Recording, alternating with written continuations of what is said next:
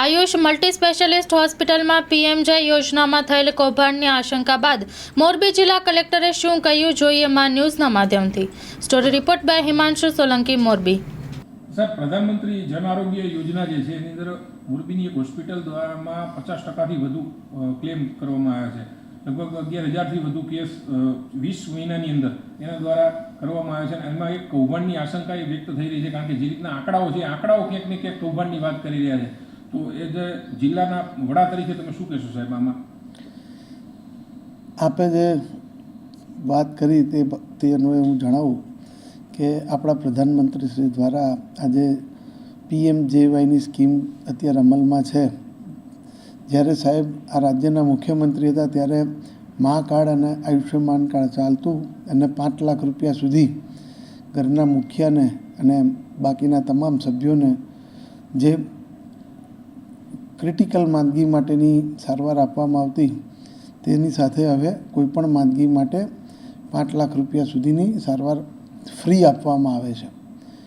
જ્યારે દેશના પ્રધાનમંત્રી દેશના ગરીબોની ચિંતા કરતા હોય, ગરીબોને જ્યારે બીમારી આવે અને ઘર બહાર વેચવું ના પડે, પોતાની જમીન વેચવી ના પડે, કોઈકની પાસે હાથ ઉછીના ના લેવા પડે અને એવા શુભાશયથી જો સ્કીમ ચાલતી હોય અને એવા વખતે જો કોઈ પણ હોસ્પિટલવાળા એનો મિસયુઝ કરે અને ગરીબોની આ સ્કીમમાં જો પૈસા કમાવાની ખોટી રીતે દાનત રાખે અને જ્યાં હું બેઠો હોઉં કલેક્ટર તરીકે તે હું કોઈ પણ સંજોગોમાં નહીં ચલાવી લઉં.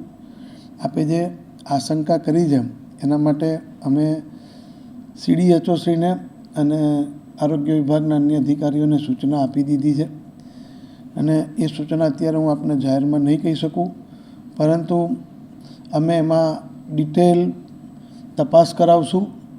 જો કોઈ ખોટા માણસોના નામે ઓપરેશન બતાવ્યા હશે કે કોઈ ખોટા માણસોને બતાવી અને એ પૈસા વગર ટ્રીટમેન્ટે લીધા હશે તો કડકમાં કડક સજા કરવા માટેના અમે પ્રયત્ન કરશું.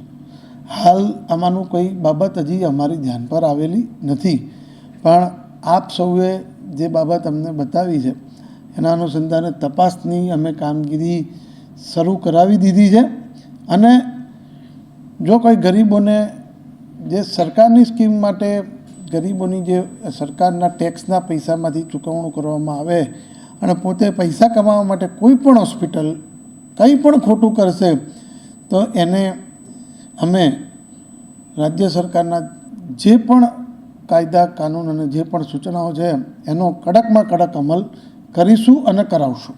સાહેબ, 20,000 જેટલા ક્લેમ કરવામાં આવ્યા છે અને તેમાં જે 43 કરોડ રૂપિયાનું જે કહી શકે કે વીમો પકવવામાં આવ્યો છે તેમાંથી 34 કરોડ રૂપિયા એટલે કે 13,000 જેટલી એપ્લિકેશન તો આયુષની જ છે. તો એક જ સાથે આટલો બધો ક્લેમ કરવામાં આવ્યો, કઈ રીતે કરવામાં આવ્યો, આમાં કઈ પ્રકારની પુષ્ટિ થઈ?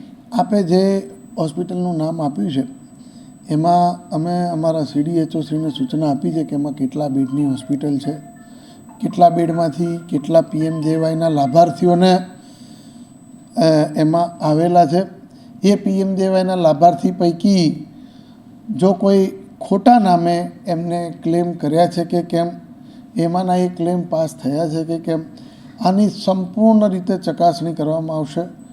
ગાંધીનગરથી પણ અમે ટીમને આમંત્રિત કરીને તાત્કાલિક બોલાવશું અને જો કોઈ પણ પ્રકારનો ફ્રોડ થયો છે તો હું આપના માધ્યમથી મોરબીના લોકોને ખાતરી આપું છું કે ક્યાંય કોઈએ પણ કોઈ પણ સ્કીમમાં ખોટું કર્યું હશે તો હું કોઈ પણ સંજોગોમાં ચલાવીશ નહીં અને એમાં અમારા પર અત્યાર સુધી કોઈ દબાણ પણ આવ્યું નથી અને કોઈ પણ દબાણ આવશે તો દબાણને વશ પણ નહીં થઈએ, પરંતુ જે પણ કાયદા મુજબની પરિસ્થિતિ હશે એ મુજબના નિર્ણય કરવામાં આવશે. સિટી સ્કેન હોય કે દવાઓ હોય કે એવી કોઈ બાબત હોય તો એની બજાર કિંમત કરતાં અહીં વધુ જે સામાન્ય દવાખાના હોય એના કરતાં અહીં વધુ લેવાની વાત છે, એ બાબતમાં ધ્યાનમાં આવે છે. સિટી સ્કેન ને એ બધી જે ચીજો છે એના કોઈ પૂર્વ નિર્ધારિત ભાવ રાજ્ય સરકાર તરફથી કરવામાં આવેલા નથી.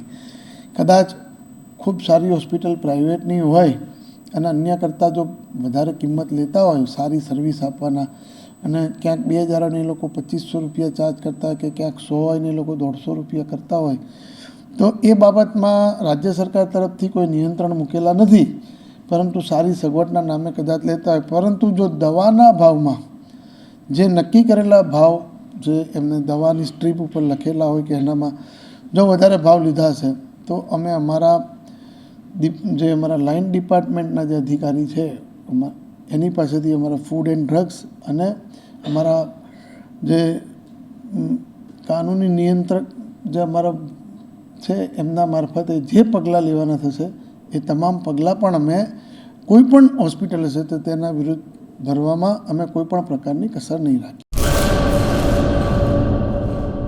ગુલઝાર મુસ્તફા સાર્વજનિક ટ્રસ્ટ આયોજિત 13મી સમૂહ સાદી. આથી આપને જણાવતા ખુશી થાય છે કે દર વર્ષની જેમ આ વર્ષે પણ ઇન્શાઅલ્લાહ સમૂહ સાદીનું આયોજન કરેલ છે, જેના ફોર્મ ભરવાનું ચાલુ થઈ ગયેલ છે. સમૂહ સાદીના ફોર્મ છેલ્લે તારીખ 10/12/2024 સુધી સ્વીકારવામાં આવશે. સમૂહ સાદી ઇન્શાઅલ્લાહ તારીખ 19/1/2025 રવિવારે યોજવામાં આવશે. ફોર્મ મેળવવા સંપર્ક કરો Haji Mohammad Rafiq Jusab Baloch, Bharat laundry, Jat tea house સામે, Mota Pir road, Sanjognagar, Bhuj, Kutch. Mobile number 9687314318.